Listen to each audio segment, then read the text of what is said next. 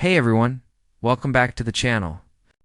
Today's video is a bit of a deep dive into a world most of us never think about. We're talking about the people who clean the internet, the moderators, the content reviewers, the dark web investigators who see things so we don't have to. I've compiled 6 stories from various sources, leaked documents from content moderation firms, anonymous posts on industry forums, and first-hand accounts that were shared with me directly.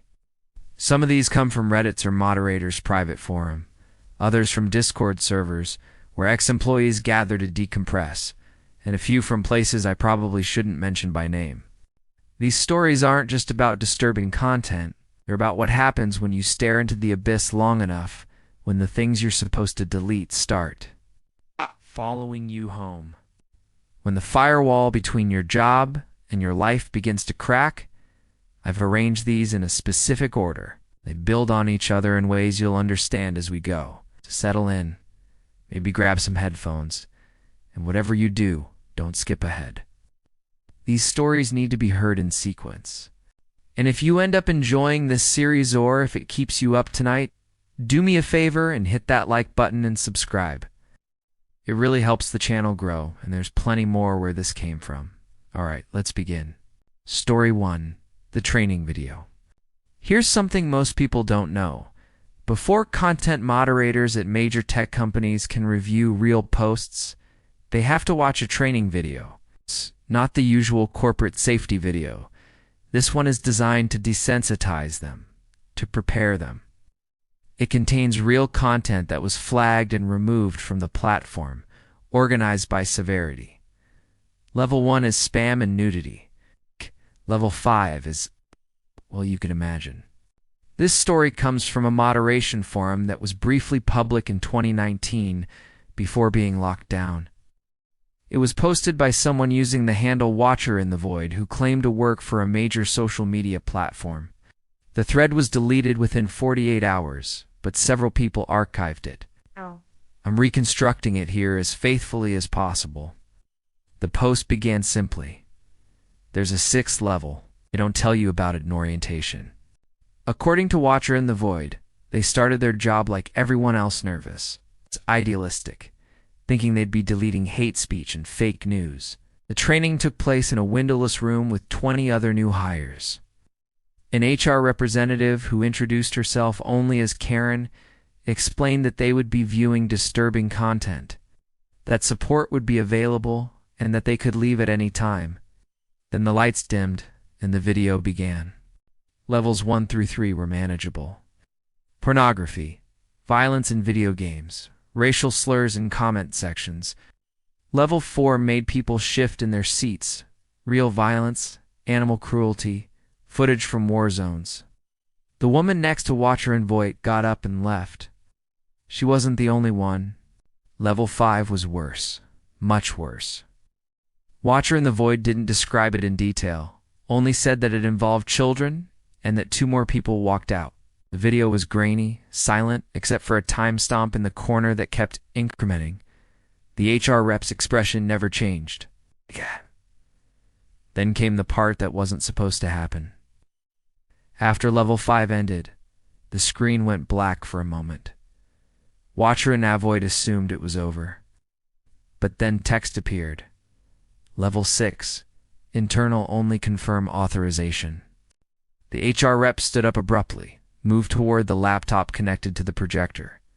But before she reached it, the video started playing. It showed an office. Not an office like the ones in the footage they'd been watching. This was an office like the one they were sitting in right now. Same gray carpet, same fluorescent lights, same motivational posters about teamwork on the walls. In the video, people sat at cubicles, wearing headphones, staring at screens. Content moderators, clearly. The camera moved slowly between the desks, POV style, as if someone was walking through the room. No one looked up. They were all completely focused on their monitors, faces illuminated by the glow. Then the camera stopped behind one specific person, a man with thinning hair wearing a blue polo shirt. On his screen was a video, paused. The image was dark, but you could make out a room, a chair, a figure. The man in the blue shirt pressed play. Watcher and Avoid described what happened next carefully, as if still trying to make sense of it. The man on the screen, the moderator in the video, watched whatever was playing on his monitor. His expression didn't change.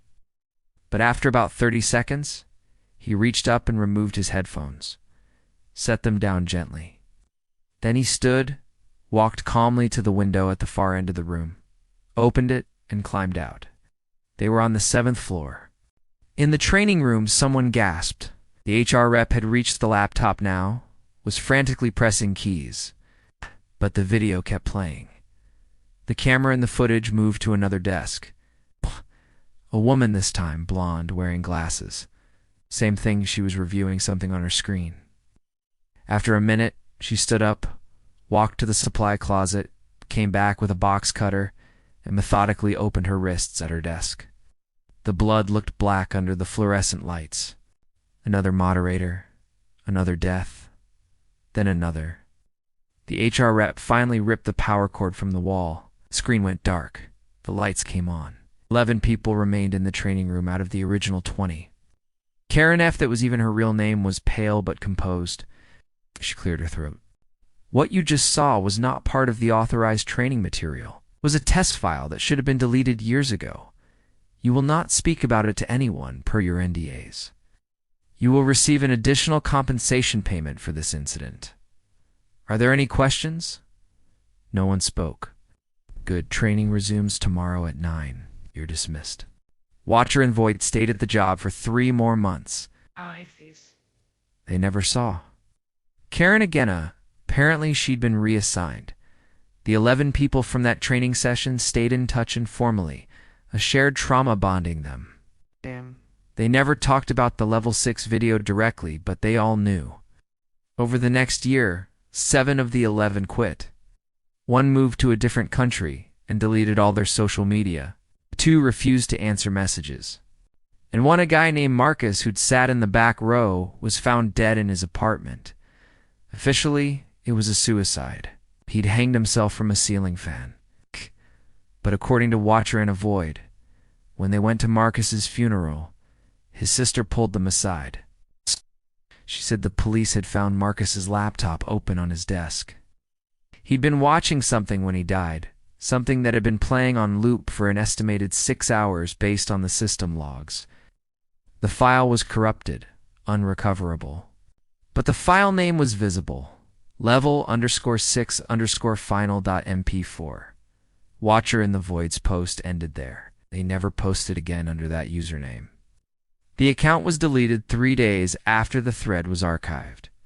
I reached out to several people who claimed to work in content moderation to verify this story. No one would confirm it. But no one denied it either.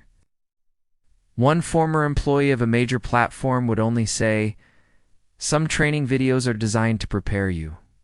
Others are designed to select you. Make sure you know which one you're watching." If you're still with me after that, I appreciate you sticking around. Hit that like button if you want to see more stories like this. And subscribe. We're just getting started, and trust me, it gets stranger from here. Story 2. The deleted account. Did you know that on most social media platforms, when you delete your account, the data isn't actually erased immediately? It's kept in a kind of purgatory for 30 to 90 days, in case you change your mind. But after that grace period, it's supposed to be permanently purged from the servers. It's supposed to be. This story was sent to me via email by someone who asked to remain anonymous. They used a burner account and routed it through a VPN, which should tell you how seriously they took their anonymity. Ow. I'll call them Sam for the purposes of this story.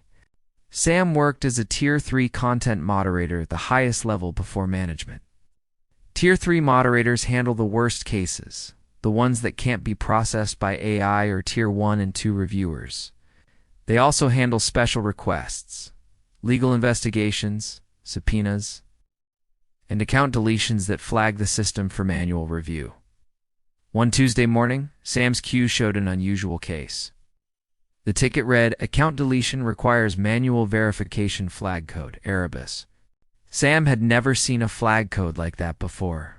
They checked the internal wiki, nothing. Asked their supervisor in Slack, The message was read but never answered.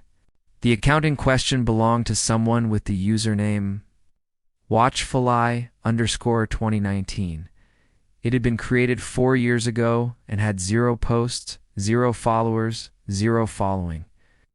Completely blank. But the deletion request had triggered the manual review because the account had been accessing the platform. It's continuously every single day, for hours at a time, despite never posting anything. What had they been doing? Sam dug deeper. The account's activity logs showed something strange. Watchfuleye_2019 had been viewing other users' content, but not through normal browsing. They'd been accessing deleted posts. Let me explain. When you delete a post on social media, it disappears from your profile, from your followers' feeds, from search results. But for that 30 to 90-day period, it still exists in the database, just hidden. Oh. Only moderators and automated systems can see it during that window. Somehow watchfly_2019 had been accessing this deleted content. Thousands of deleted posts, photos, videos, messages, all from different users, all over the world. Sam felt cold. This was a massive security breach. They immediately escalated to their supervisor, who escalated to the security team. Within an hour, Sam was in a video call with 3 people they'd never seen before. No names given, no titles provided. "Walk us through exactly what you found," one of them said. Sam explained the logs, the deleted content access, everything. The 3 faces on the screen remained impassive. "And the account holder's identity?" another asked. Sam pulled up the registration details. The email was fake, a dead domain from 2019. The IP address was strange, though. It resolved to a data center in Virginia, but when Sam checked the specific subnet it belonged to, they stopped talking. "Belonged to what?" the first person prompted. "It's one of ours," Sam said quietly. "The IP address belongs to this company's server infrastructure." Silence on the call. Finally, the third person spoke. "Delete the account. Purge all logs associated with it. This ticket never existed. You never saw this. Understood?" Sam nodded, terminated the call, and did as instructed. But that night at home, Sam couldn't let it go. They'd taken screenshots before deleting everything, a violation of policy, but their curiosity won out. They started analyzing the deleted posts that watchfuleye_2019 had been viewing. They were all the same type. People announcing they were leaving the platform, deleting their accounts, saying goodbye to friends, final posts before disappearing from social media entirely. Sam found one from a user called Jennifer_Travels. Her last post was a photo of a sunset with the caption, "Taking a break from all of this. Need to remember what real life feels like. See you on the other side."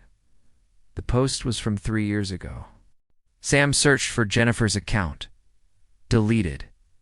They searched for her name online, Jennifer Hartley, according to the metadata in her photos.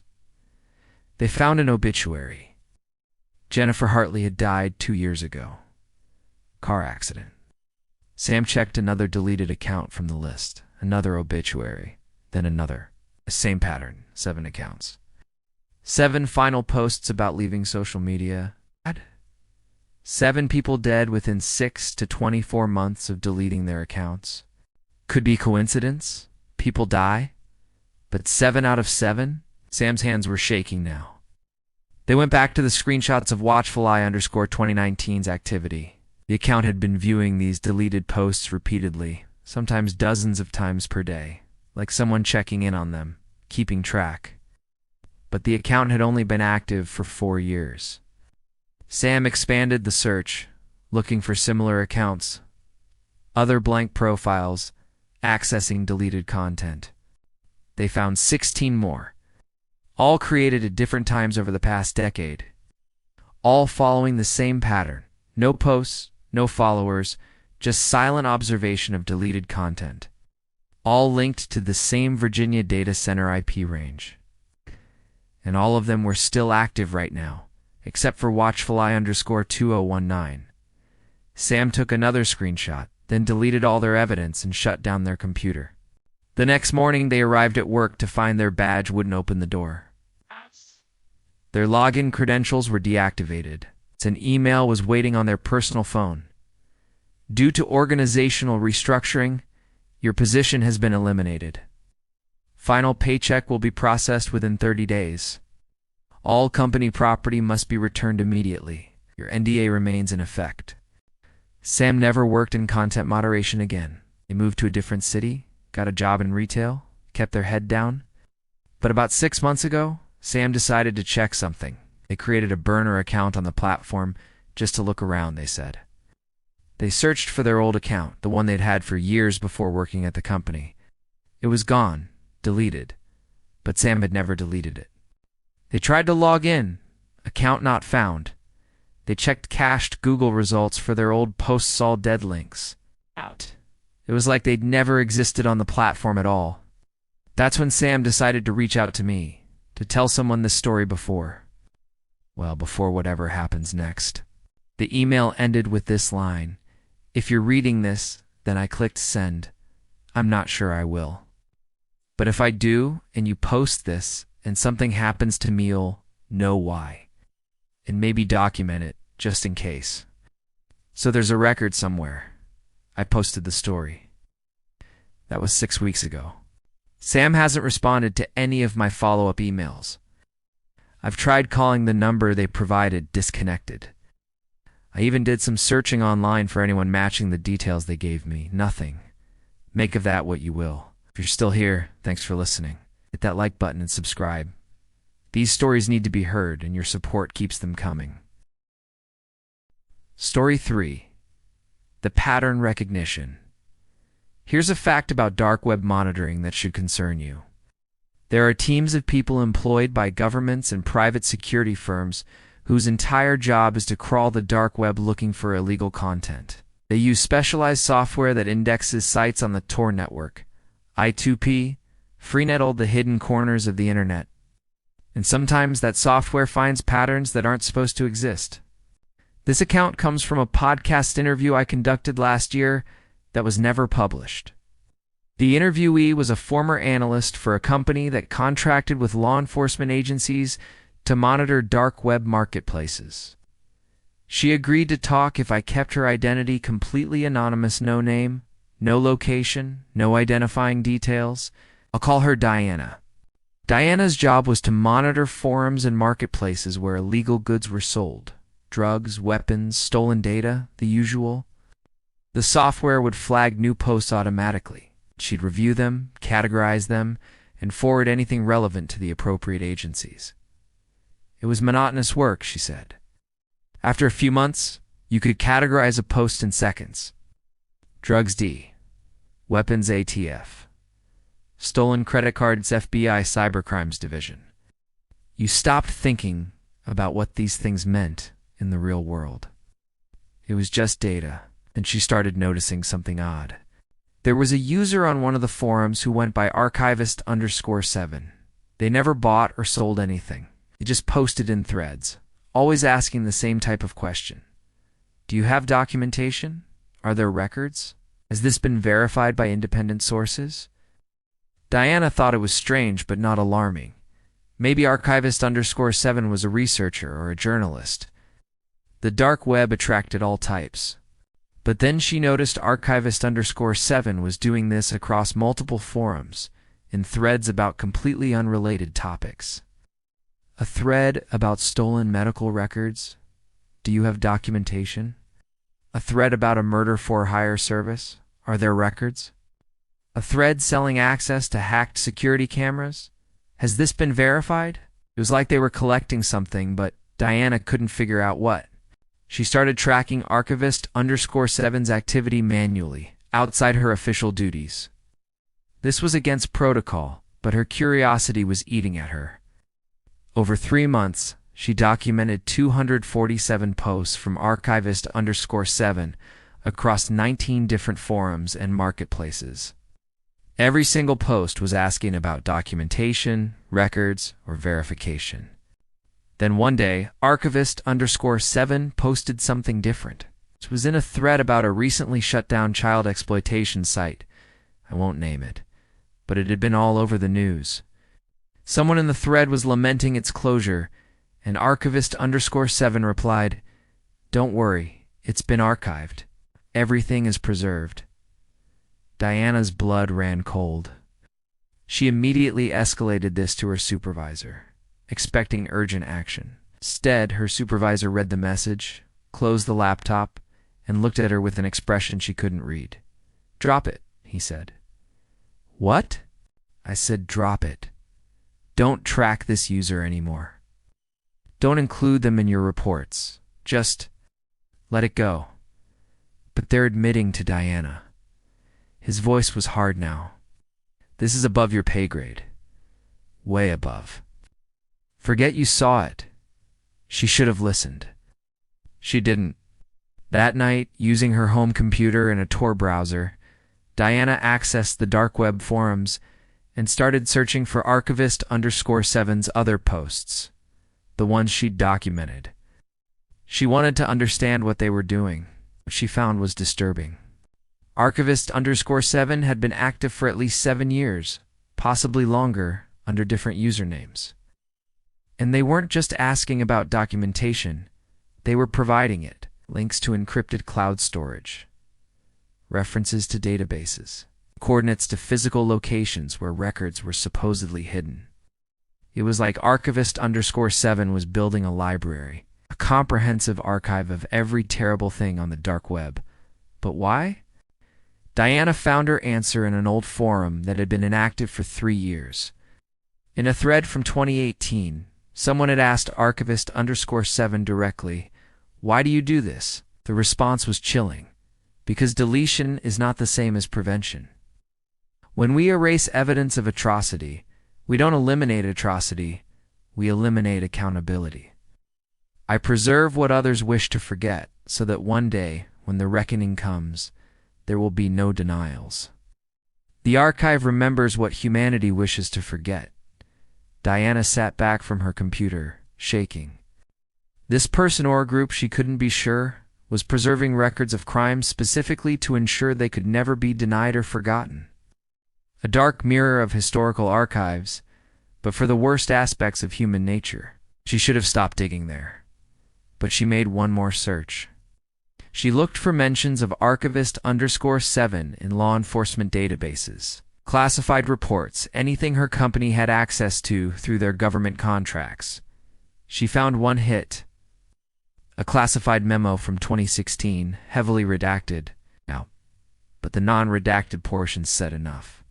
Subject archivist represents a unique challenge to operational security. Their activities, while not directly illegal, pose significant risks to ongoing investigations by preserving evidence we have worked to eliminate. Recommend redacted approach.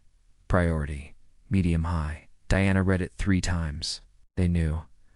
Law enforcement knew about archivist_7 and had apparently decided not to stop them, or couldn't stop them. The next morning, Diana went to work intending to confront her supervisor. He wasn't there. Neither was his supervisor. In fact, the entire management team was in an emergency meeting, and Diana's badge suddenly couldn't access the secure areas where those meetings were held. A woman from HR she'd never met approached her desk. "Diana, can you come with me, please?" They walked in silence to a conference room. Inside was a man in a dark suit, no identification visible. "Ms. Redacted," he began, using her real name, which startled her. "You've been conducting unauthorized research into certain users on the dark web. This is a violation of your security clearance and your employment contract. We know what you were doing. We also know what you found." He slid a folder across the table. "This is a severance agreement. Sign it, and this incident disappears from your record. Refuse, and we'll prosecute you for unauthorized access to classified materials." Diana's hands trembled as she opened the folder. They escorted her out immediately. She never returned to the building. That should have been the end of it. But 3 months later, Diana received a package at her home. No return address. Inside was a USB drive. She almost threw it away. But curiosity, that same terrible curiosity, made her plug it into an old laptop that wasn't connected to the internet. The drive contained a single text file. "Hello, Diana. I know what you tried to do. I know they stopped you. But I want you to understand something. The archive is not your enemy. Darkness cannot be defeated by pretending it doesn't exist. Deletion is not justice. Preservation is the only honest response to atrocity.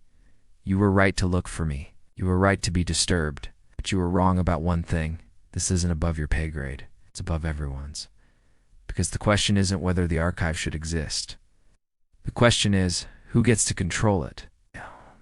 Or someone who believes in transparency. Think about it. We'll be in touch." Diana never heard from them again. She moved twice, changed her name once, and now works in a completely unrelated field. But she told me something at the end of our interview that stuck with me. "Every few months, I'll Google my old username from the forums just to see if anything comes up.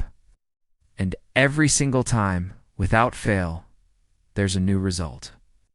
Something I posted years ago, resurfacing, being quoted, being referenced, being preserved. It's like the internet won't let me disappear, no matter how hard I try. I wonder if that's archivist_7's doing it. I'm part of the archive now too, whether I want to be or not." I tried to follow up with Diana to ask more questions, but the number she gave me is out of service, and the email bounces back. If you've made it this far, I appreciate you sticking with me through these stories. They're not easy to hear, I know. Hit that like button and subscribe if you want to support the channel. There are 3 more stories to go, and they're the ones that really kept me up at night. Story 4. The Response Team. Here's something that doesn't appear in any job listing. Some content moderation companies have specialized teams called rapid response units or critical incident teams. Their job isn't to moderate regular content tweets. It's to respond when a live stream or upload is happening in real time and depict something illegal or life-threatening. Suicide attempts, violent crimes, terrorist attacks. These teams have direct lines to law enforcement and emergency services worldwide. They're supposed to save lives. This story was posted anonymously on Pastebin in early 2023. It was deleted within hours, but I managed to save a copy. The author claimed to be a member of one such team at a major live streaming platform. I have no way to verify the details, but I've cross-referenced what I could with publicly reported incidents, and the timeline matches. The post started with a simple statement: "We couldn't save her, but we saved what she showed us." I don't know if that was the right choice.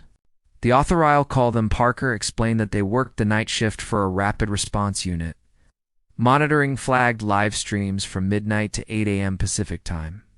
Most of the flags were false positives, pranks, edgy teenagers, people playing video games with realistic violence. But once or twice a week, something real would come through. The night in question started normally. A few flags for potential self-harm. Parker called welfare checks to local authorities, who confirmed the people were safe. One suspected domestic violence situation in Ohio, police dispatched. Situation resolved. Routine horror, Parker called it. The kind you get used to. Then at 3:47 a.m., a priority flag. Live stream with multiple keywords triggered. Help, trapped, can't escape, if anyone sees this. Parker pulled up the stream. Quality was poor, the image shaky. It showed a young woman, early 20s, blonde hair, sitting against what looked like a concrete wall in a dimly lit room. Her face was bruised and she was crying. "My name is Sarah Lindholm," she said to the camera. "I'm 23 years old and I've been missing for 8 days. If anyone sees this, please, please help me. I'm somewhere underground, I think. He keeps me here between the stream." Cut to black. Parker immediately started pulling metadata, IP address, device information, anything. But the stream had been routed through multiple proxies, impossible to trace in real time. He called law enforcement anyway, sent them the video clip, got an FBI agent on the line within minutes. "We'll handle it," the agent said. "Keep monitoring in case the stream comes back." It did. 20 minutes later, this time Sarah was gone. The camera was in the same position, showing the same concrete room, but now it was empty, except for a chair in the center. On the chair was a laptop, screen facing the camera, and on that screen was... Parker had to rewatch the recording to understand what they were seeing. On the laptop in the video was a live stream. It's the same platform, the same interface. But it was showing a different room, and in that room was a different woman. Hispanic, older, bruised like Sarah, also sitting against a concrete wall. "My name is Elena Rodriguez," the woman on the nested stream said. "I've been missing for 19 days. Please help." Her stream cut to black. Then it came back showing an empty room with a laptop on a chair, and on that laptop was another live stream showing another woman in another concrete room. Parker felt dizzy. They called the FBI agent back. "We're seeing it," the agent said. "We're tracing all of them. Keep recording everything." The nested streams kept going. 5 levels deep. 6, 7. Different women, different rooms, all the same setup. All of them giving their names, how long they'd been missing, begging for help. At the 8th level, something changed. The woman on screen, Asian, petite, terrified, started to speak, but then she stopped, looked directly at the camera, and said, "He's here." The stream didn't cut to black this time. Instead, the camera moved. Someone had picked it up. It swung around the room, showing restraints on the wall, a bucket in the corner, a metal door. Then it turned back to the woman, and a voice spoke. Male, calm. "Tell them what happens next." The woman was sobbing now. "Please don't make me tell them." She swallowed. "The one who gets the most viewers, that's the one he lets go. The others," she couldn't finish. The stream cut. Parker sat in shocked silence. They looked at the viewer counts they'd logged. Sarah's initial stream had peaked at 1,247 viewers before being taken down by automated systems. Elena's at 892. The others had even fewer.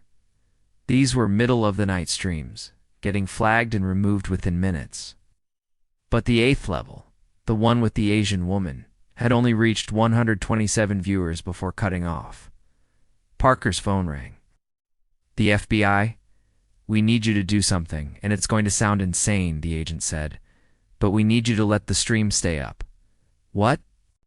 "We're tracing the connection, but it's sophisticated. Need time. And based on what he just said, we need viewers. If the first woman, sir, gets the most views, he might actually release her. And when he does, we can track him. You want to use her as bait? We want to save all of them. But we need time, and we need that stream to stay active. Can you do this?" Parker made a decision they've regretted every day since. They manually overrode the automated takedown systems. Sarah's stream came back online. Parker couldn't boost it officially, but they could. Stop removing it when users reported it. Let it spread organically, and it did. Within an hour, Sarah's stream had 50,000 viewers. People were recording it, posting clips, trying to identify her, organize rescue efforts. The FBI worked frantically to trace the signal. Sarah appeared on camera again. She looked exhausted, hopeless. "Thank you for watching," she said, reading from something off camera. "Your attention might save my life. Keep watching. Tell others. The more of you there are, the better my chances." The viewer count hit 200,000. Then Sarah screamed. Someone had entered her room. You couldn't see them, but you could hear them. There was a struggle. The camera fell, showed just the concrete ceiling, but the audio captured everything. Sarah begging, crying, and then silence. The stream continued for another 3 hours. Just an empty room, a ceiling, silence. 400,000 people watched that empty room, waiting for something to happen. At 9:23 a.m., the FBI called Parker. Got him. Warehouse in Nevada. Going in now. 30 minutes later, we have Sarah. She's alive. Injured, but alive. The others, Parker waited. The other rooms were empty. No laptops, no equipment, no evidence anyone else was ever there. What? It was all fake. The nested streams were pre-recorded videos played to create the illusion of multiple victims. It was only ever Sarah. He created the others to make people think there was a competition, to make the stream go viral, too. We're not sure why. Attention? Some kind of experiment? We're still interrogating him. Parker felt sick, so we helped him. We gave him the audience he wanted. You helped us find her. Without the viewers, without the time, we wouldn't have traced him. But Parker wasn't so sure. The post ended with this. Sarah Lindholm gave 3 interviews in the week after her rescue, and then she deleted all her social media and disappeared from public life. The man who took her, they never released his name, is awaiting trial. But what haunts me isn't whether we made the right choice. It's what Sarah said in her last interview when a reporter asked if she had a message for the people who watched her stream. She said, "Thank you for watching. He told me you would." He said people can't help themselves. They see someone suffering and they watch. They tell themselves they're helping, they're witnesses, they're doing something good. But really, they're just watching. That's what he wanted to prove. I still work in content moderation, but I transferred off the rapid response unit. I couldn't do it anymore. Couldn't make those decisions. Couldn't be part of that system. Because I keep wondering, what if that's what all of this is? What if monitoring the internet, moderating content, flagging videos, what if we're not preventing anything? What if we're just watching, witnessing atrocity, archiving it, and calling it our job? What if we're the audience he wanted all along? I've tried to verify the details of this case, but information about victims of kidnapping is often sealed. I found references to a case in Nevada in 2023 involving a rescued woman and live streaming, but no names were released. Make of it what you will. If these stories are getting to you, I understand. But there are 2 more to go, and honestly, they're the ones that connect everything. So if you're still with me, hit that like button, subscribe to the channel, and let's keep going. Story 5. The algorithm knows. Here's a disturbing fact about content moderation. Most of it isn't done by humans anymore. It's done by algorithms, machine learning systems trained on millions of images and videos to recognize. It's prohibited content automatically. These systems can flag and remove posts faster than any human team. But here's what they don't tell you. The algorithm learns. And sometimes it learns things it was never meant to know. This account was shared with me by someone who worked as a machine learning engineer at a major tech company. They left the company under unusual circumstances and agreed to talk only through encrypted messaging. Well, I'll call them Alex. Alex's job was to train and maintain the content moderation AI. The system worked by analyzing images and videos, comparing them to known prohibited content, and flagging matches. Standard stuff. But the system also learned from moderator decisions. When a human moderator reviewed a flagged post and approved or rejected the flag, the AI learned from that choice and adjusted its parameters. It was supposed to get better over time, more accurate, more efficient. And it did. After 6 months, the AI was catching prohibited content faster than ever with a 94% accuracy rate. False positives were down. Moderators had less to review. Everyone was happy. Then Alex noticed something strange in the training logs. The AI had started creating categories that hadn't been programmed into it. Normal categories were things like nudity, violence, hate speech, child safety, but now there were new ones. Category _unknown_1, category _unknown_2, category _recursive category _future. Alex checked the flagged content in these categories. Category unknown 1 appeared to be nothing. Just normal photos. Sunset, a plate of food, a dog playing in a park. The AI was flagging them, but Alex couldn't see why. They showed the images to their supervisor. Check the metadata, she said. Alex did. Every photo in category unknown 1 had been uploaded by users who later deleted their accounts. It's not unusual people delete accounts all the time. But these deletions all happened within 72 hours of posting these specific images. And in 83% of cases, the account deletion was permanent. Not, "I'll be back in a few weeks." Permanent. Gone. "Okay," Alex said slowly. "So the AI is predicting account deletions based on what? The content of a sunset photo?" "Not predicting," their supervisor said. "Correlating. Found a pattern we didn't know existed. Some marker in these images that correlates with permanent account deletion." "But what's the marker?" She shrugged. "Does it matter? Add it to the training data and move on?" But Alex couldn't move on. They started analyzing category unknown too. These were videos, mostly short clips, TikTok style, dancing, comedy skits, people lip-syncing. Act. Again, nothing obviously prohibited. But every single video in this category had been posted by users who, according to cross-reference data, had died within 6 months of posting. Alex went cold. They ran the numbers 3 times. Same result. 127 videos in category unknown, 2.127 users confirmed deceased obituaries, death records, news reports. The AI had found a pattern that predicted death. Alex immediately escalated this to senior management. Expected concern, investigation, maybe an ethics review. Instead, they got a meeting with people whose titles didn't make sense.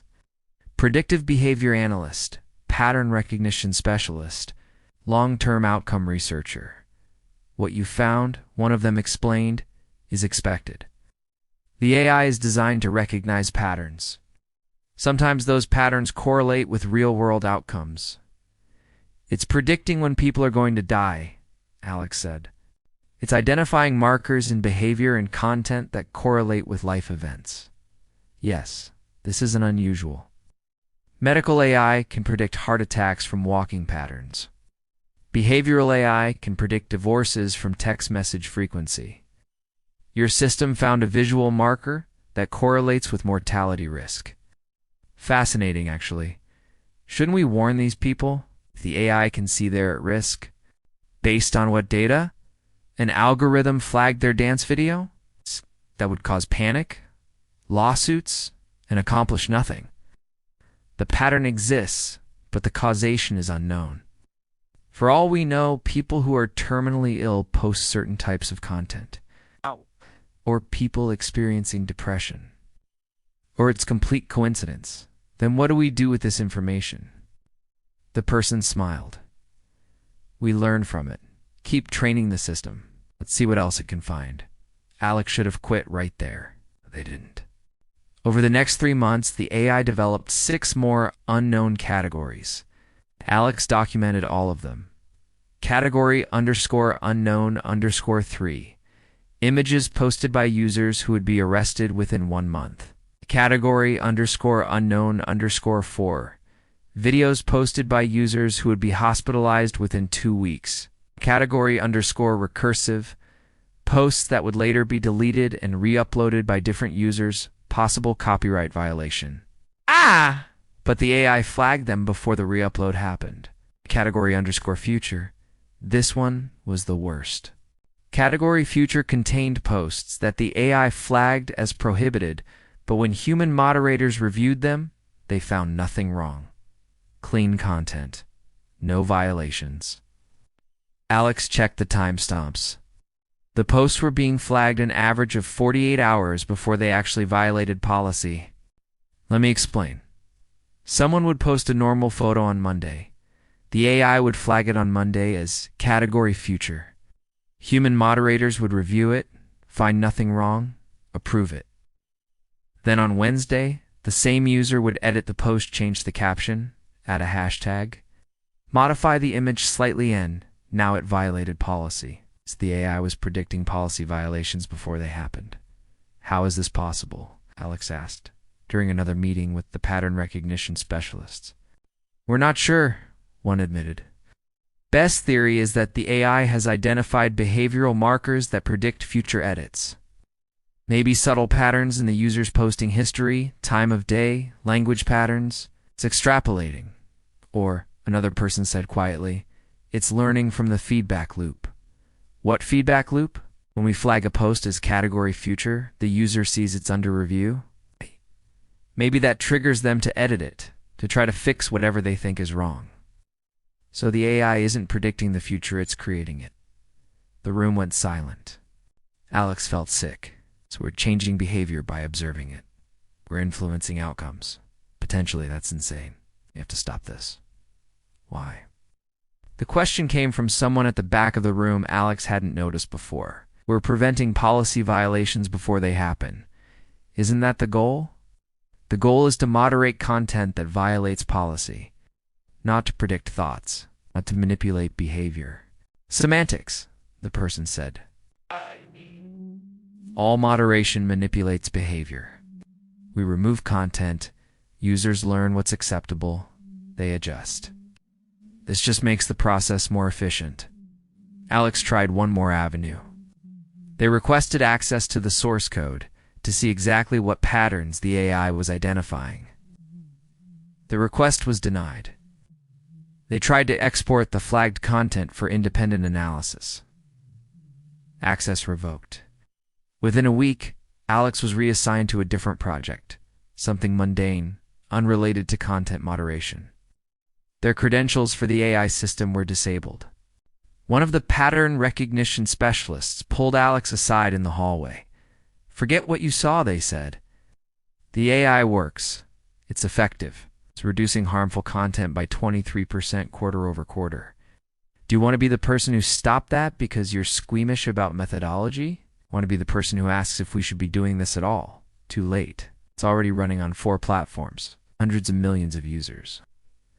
If you try to blow the whistle, who do you think they'll believe? A concerned engineer or the data showing decreased harm?" Alex left the company shortly after. They tried to document what they'd found, but their work files were wiped during their exit process. All they had were memories and a few screenshots taken on their phone. They sent those screenshots to me with a warning. "If you post this, check your own social media afterward. See if anything's been flagged. See if the algorithm noticed you." So the thing about pattern recognition is once you're in the pattern, you can't get out. I haven't checked yet. If you're still watching, thank you. We're almost done. Just one more story to go. Hit that like button and subscribe if you want to see how all of this connects. 'Cause the final story, well, it explains everything. Or it explains nothing. You'll see. Story 6. The Moderators. Here's the final truth about content moderation. The one no one wants to say out loud. The moderators aren't just watching the internet. The internet is watching them back. This story doesn't come from a forum, an anonymous email, or an interview. It comes from me. Because after researching these 5 stories, after reaching out to sources and digging through archives, I started noticing things, coincidences, patterns. Let me walk you through it. After I posted the story about the training video, the level 6 footage, I received an email. No sender name, just an address, email protected. The subject line was empty. The message contained a single link to a video file hosted on an obscure file sharing site. I shouldn't have clicked it. I did anyway. The video was poor quality. Timestamp in the corner, 3 hours, 14 minutes, and 17 seconds AM, dated 3 weeks ago. It showed in office cubicles, fluorescent lights, the same setup described in the level 6 story. People sat at desks, wearing headphones, reviewing content. One of them was me. Not someone who looked like me. Me, my face. My clothes from that day, a shirt I'd bought 2 months ago and had only worn once. In the video, I was reviewing something on my screen. I couldn't see what it was, but I watched myself lean closer, adjust my headphones, and then slowly remove them. Oh. My expression didn't change. I stood up, walked calmly toward the window. I closed the video. My hands were shaking. This was impossible. I don't work in an office. I work from home. I've never been to a content moderation facility. Someone had deep-faked me into that footage, some kind of sick joke responding to the story I'd posted. But then I looked at the timestamp again. 3 weeks ago. I hadn't posted the training video story yet 3 weeks ago. I'd only interviewed the sources, begun compiling research. How would someone know to create this before I'd even published anything? I tried to rationalize it. Coincidence? I had generated content. A prank from someone who'd been following my research. But then I remembered the second story, the deleted accounts. The pattern of people disappearing after sharing certain content. I checked my social media analytics. My engagement had spiked after posting these stories, which was expected. But there was something else. An account with no posts, no followers, a blank profile, had viewed my page 247 times in the past week. The username, watchfly_2025. Remember watchfly_2019 from story 2? This was similar but updated. A new version? The same entity? I clicked on the profile. It had been created the same day I posted the first story. The only activity was viewing my content over and over. I should have stopped there, but I thought of Diana from the third story, the pattern recognition analyst. I thought of how she'd found archivist_7's posts, how the archive preserved everything. So I searched for myself on dark web forums, places I'd never been, using tools Diana had mentioned in our interview. I found 3 threads. The first was on a forum for content moderators. It's discussing researchers who don't understand the cost. It mentioned my channel by name, discussed the stories I'd posted, and warned that sharing without context causes harm, one user wrote. He's spreading the stories without understanding the pattern. Someone should show him. The second thread was on a marketplace. In a section for information services, someone was selling comprehensive data on content creators who cover moderation topics. My name was on the list, along with my address, my family members' names, my posting schedule. The price, 0.3 Bitcoin. The third thread was the one that made me understand. It was old, from 2019, in a no-defunct forum. At the thread title, The Observation Paradox. The original post read, "When you moderate content, you change it. When you archive atrocity, you preserve it. When you develop AI to predict behavior, you influence it. When you tell stories about the watchers, you become watched." This isn't a conspiracy. It's a logical outcome. Every system of observation creates a counter-system of observation. Every moderator creates the need for a moderator of moderators. Every story about the pattern becomes part of the pattern. We thought we were watching the internet. We were wrong. The internet is a closed loop. The watchers watch the watched watch back, and somewhere in the middle, the algorithm learns from all of it. It learns who's watching, it's archiving, who's trying to expose the system, and then it flags them. It's not for deletion, for observation. Because the best way to control information isn't to hide its, to track everyone who seeks it out. To identify the curious, the concerned, the whistleblowers. To see who's watching the watchers. If you're reading this, you're already flagged. If you're sharing this, you're part of the pattern. If you're trying to expose this, you're being archived. Welcome to the Panopticon. Population, everyone. The post was signed. A consensus of moderators, past and present.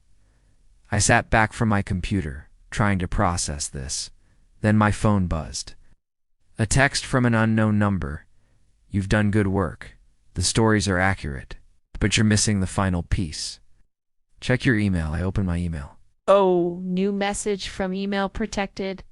"You wanted to know the truth about content moderation? Here it is. There is no they. There is no cabal, no conspiracy, no organized effort.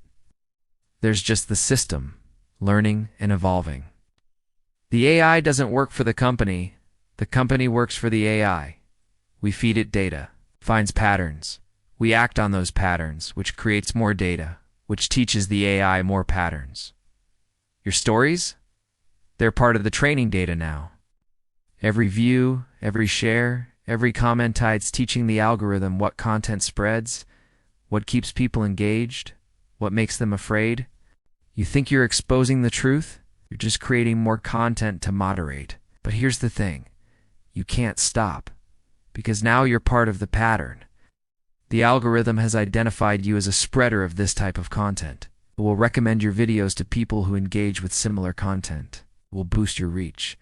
It will make you successful. And every success will feed the system more data about what works, what spreads, what keeps people watching. You wanted to know what happens to the moderators who see too much. They become content. They become case studies. They become stories that other moderators tell to warn each other, which become stories that researchers investigate, which become videos that content creators make, which become data that algorithms analyze. It's a loop. It always was. The only question is, knowing this, will you keep going? We think you will, as the pattern suggests you will. Prove us wrong or prove us right. Either way, we'll be watching. The email had an attachment, a video file, 1447 long. I haven't watched it yet. Sitting on my desktop right now. File name, level_7_final.mp4. Maybe it's nothing. Maybe it's more deep faked footage. Maybe it's exactly what I think it is, the next step, the next story, the next piece of content to feed the algorithm. Or maybe it's something else entirely. I don't know what to do. Part of me wants to delete it, shut down the channel, walk away from all of this. But another part, the part that's been driving me through these 5 stories, wants to click play, wants to see what's next, wants to understand the full pattern. And that's the problem, isn't it? The algorithm knows I'll click. The pattern predicts it. I've already been categorized, flagged, archived, as someone who can't help but look deeper, go further. Seek the truth even when the truth is designed to be a trap. So I'm going to make a choice. But I'm going to make it in front of all of you right now. I'm going to ask you, should I open the file? Think carefully before you answer, because if you say yes, you're part of the pattern too. You're part of the system that drives me to look, that trains the algorithm on what content keeps people engaged, that feeds the loop. If you say no, you're still part of it. You've watched this far. You've engaged with the content. You've already been categorized. There's no winning. There's only participating.